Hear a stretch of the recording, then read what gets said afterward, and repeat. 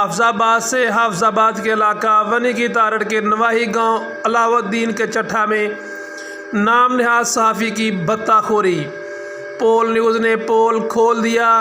تفصیلات کے مطابق بلیک میلر اور نام نہاد صحافی مبشر رانجھا نے قرآن پاک پڑھانے والوں کے گھر بلا اجازت داخل ہو کر اہل خانہ کو ڈرا دھمکا کر اور بلیک میل کر کے 10,000 روپے کا مطالبہ کیا اور مبلغ 5,000 روپے بھتہ وصول کیا۔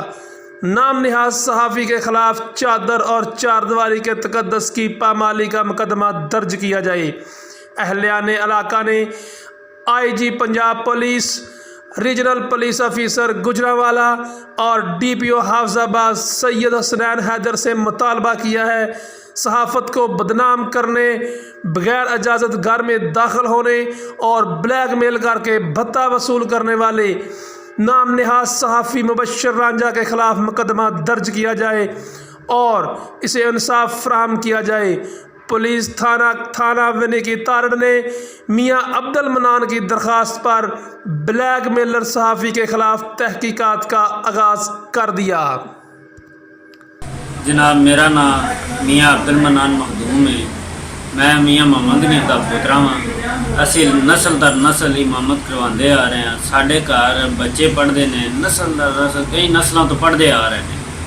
کچھ دن پہلے ساڈے گھر ایک بندہ آیا سی، بغیر اجازت تو گھر داخل ہویا ہے تے تصویراں بنائی، انہوں نے ویڈیو بنائی ہے۔ اندر کو سب پوچھا تو کون ہے، کدوں آئے ہیں؟ انہیں کہا جی میں صحافی ہاں تے میں مبشر رانجھا بولنا پہ بیری والے تو ہاں تے میں صحافی ہاں۔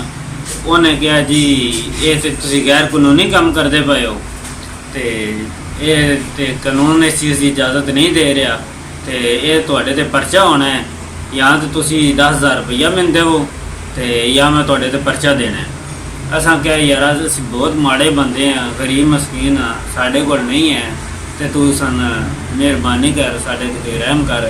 انہیں کہا نہیں جی میں معاف نہیں کرنا تے اساں پھر کسی طریقے پھاڑ دھاڑ کے 5,000 روپیہ کدھروں ارینج کر کے انہیں دیتا ہے تے انہیں جی تاں ہو گیا ہے تے میری ڈی پی او تے ڈی سی او اگے گزارش ہے کہ این دے بندے نو ذرا قابو کیتا جائے تے این دے بندے تو ذرا بعد جس سے مسا پتہ لوایا ہے ان دے بارے کہ وہ فراڈ نکلا ہے۔